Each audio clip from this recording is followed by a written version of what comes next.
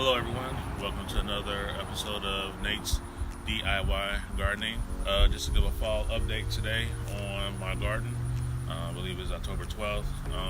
Been busy the last few weeks, so I haven't been able to get out here as much as I want to, but I want to give an update of what we got going on and as things start to wind down for the gardening season. So let's get started.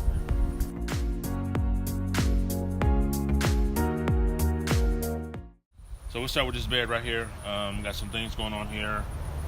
We got parsley, and we got chives still growing, and kale, and then my cilantros has come up. So these are cool weather or cold weather type crops you can still grow. You see I have a hoop system here. This is for when it gets colder later in the month, when the lows get below freezing at night, around 31, 29 degrees. What you do is put a plastic covering over these hoops, and then you just tie them down, and then they'll protect your plants. So you get another few weeks of growing out of them. So all I did was get some PVC pipe, half inch. They're big and bendable. And then I got like a bracket down here that I screwed into the side of the raised beds. Brackets were a couple of dollars for about 10. Half inch nails, that was probably another couple of dollars. And then the PVC pipes are $5 a piece, I think, something like $3 or $4 a piece. So these are 10 feet. I didn't get them cut. They can bend over. So half inch, even 3/4 inch, you can bend over if you want to go a little thicker. But I'm gonna do this for this bed and the rest of these beds, so I can just extend my growing season for a little bit. My broccoli plants, they're okay. That one, the head is coming out.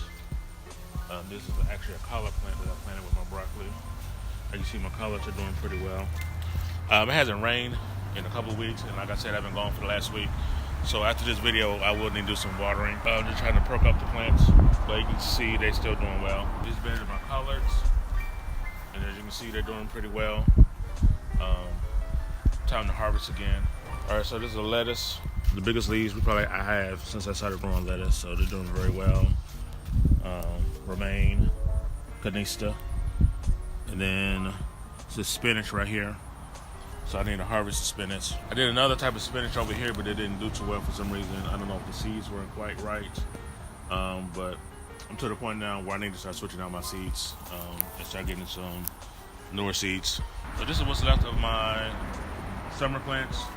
Even though my eggplant is doing pretty well, it will die off probably in the next couple of days, I think. The next few days we're gonna have highs in the 50s. It's not gonna survive that. My cayenne pepper plants are still going pretty well over there. You can see some of the still producing. My bell pepper plants here, not too bad. I need to harvest some bell peppers off of here. See how it goes. But like I said, this is my summer bed, so they'll die off in the next week or two. I'm not gonna do any hoop systems for these. I know it'll just take too long to do that. And then the last thing, Roma tomatoes. They're still doing pretty well. You see it's all grown over, but they're still producing. So I need to harvest those and get those taken care of. Right now we're flash boiling them for like 3 minutes or so, a few minutes, and then we'll have a vacuum seal pack that we use to distill it and dump it in the deep freezer until we make spaghetti sauce or make salsa out of it. So I need to get out here and harvest those. And then the very last thing is my tomato plants, slicing tomato plants. So we still got some still growing. We got a red one that's probably ready to be pulled.